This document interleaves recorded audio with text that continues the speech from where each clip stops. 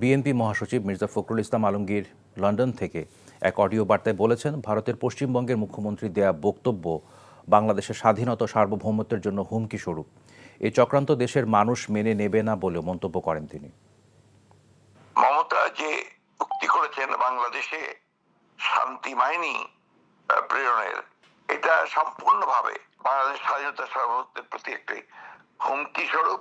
ভারতবর্ষের পত্রিকা এবং মিডিয়া এবং তাদের নেতৃবর্গ যেভাবে এই সম্পূর্ণ একটা মিথ্যাকে তারা প্রচার করছেন এবং বাংলাদেশের স্বাধীনতা সার্বভৌমত্বের প্রতি হুমকি দিচ্ছেন, এটা কোনো মতেই বাংলাদেশের মানুষ গ্রহণ করবে না।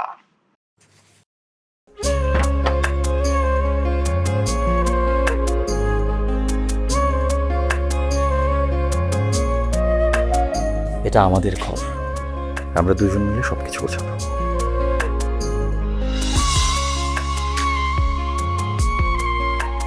বাহ, এই ঘরটা এতদিন মরে আসছিল, নতুন বউয়ের হাত পরে একটা চক চক চক চক করতেছে।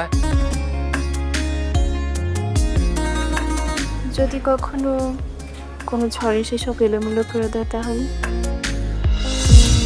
আরে তুমি আসছো, তোমার বউয়ের হাতে রান্না খুবই চমৎকার। এলাকাটা ভালো না, একটু সবকিছু চোখে চোখে রাখেন। আমার খাওয়ানিও তোমার কোনো চিন্তা করতে হবে না। এই যে চুড়ি দিয়েছে, শাড়ি দিয়েছে না যে লোক, তার কাছে চল চল চল, সরো সরো।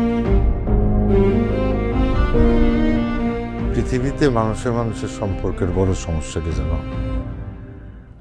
ভুল বোঝাবুঝি।